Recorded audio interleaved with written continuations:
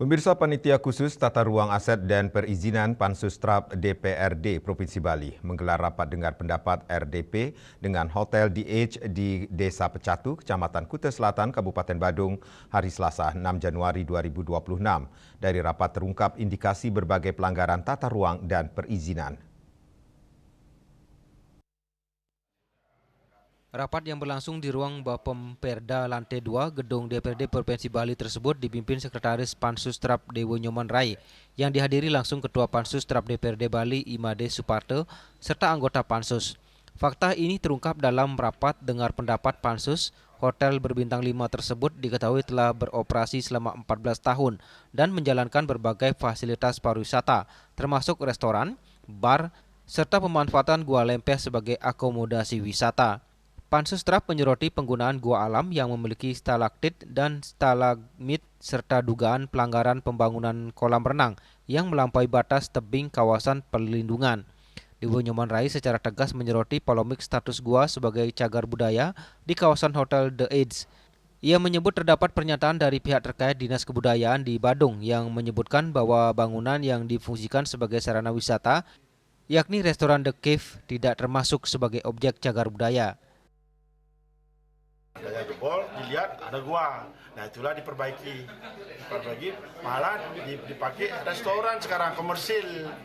Nah itu dari prinsip kami itu kan gua yang real. Gua kalau itu dikomersilkan kan udah pelanggaran. Itu sudah masuk cagar budaya, Pak? Menurut kami sih sudah, kalau melihat faktanya itu. Tapi Kadis Kebudayaan Badung bilang itu bukan merupakan cagar budaya, dari mananya kita kaji nanti. Selain itu, Pansus-Trap juga menyoroti dugaan pelanggaran berat berupa pembangunan kolam renang yang melampaui batas tebing di kawasan perlindungan.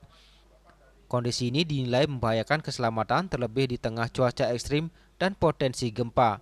Kepala Satpol PP Provinsi Bali Idewo Nyoman Rai Darmadi meminta manajemen hotel menghentikan sementara aktivitas yang melanggar aturan, khususnya restoran yang memanfaatkan gua serta kolam di area tebing.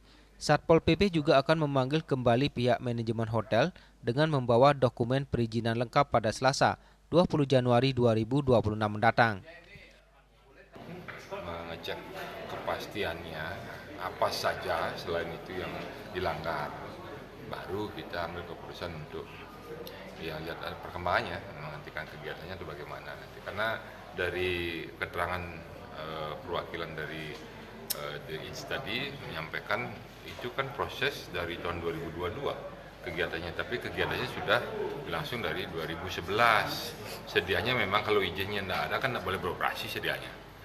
Ya, tadi juga ada pertanyaan pajaknya bagaimana, belum bisa menjawabnya. Winata, Bali TV.